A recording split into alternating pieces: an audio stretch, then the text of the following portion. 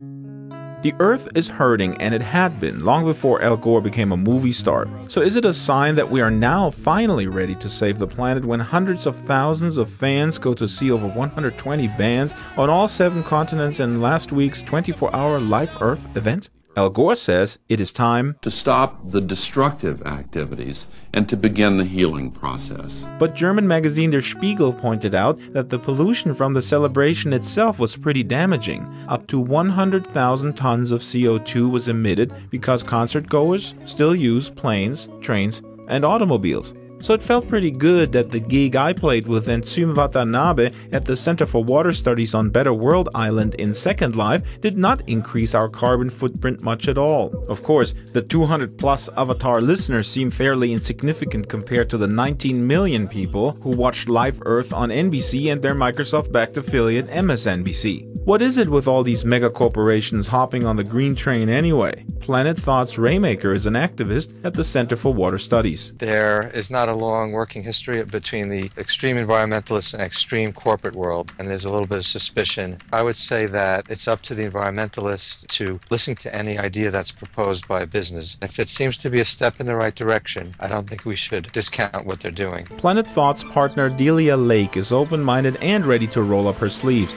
She decided to make water her cause by displaying an array of functional microhabitats in SL. Delia explains that the issue of water rights, for instance, is not just a local one, since groundwater knows no national boundaries. Israel is building a huge wall. It has cut off the Palestinians from their wells.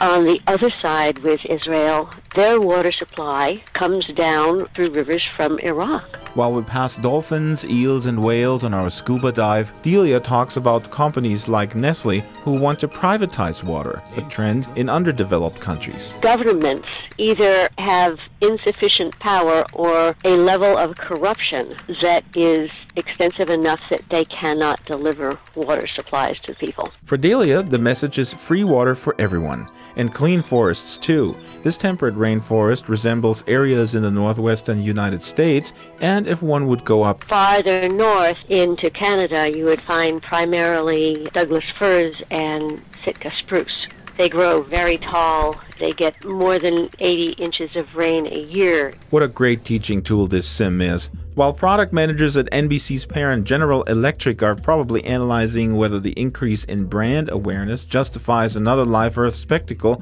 SL activists Planet Rain and Delia Lake are content with the smaller attention they are getting. We need to help people start thinking with a more complete picture. There's an old saying, one person at a time. That's all we can do. Well, you guys got me thinking about the future a lot. So instead of wood, my new drum set here is completely made out of, yep, zeros and ones.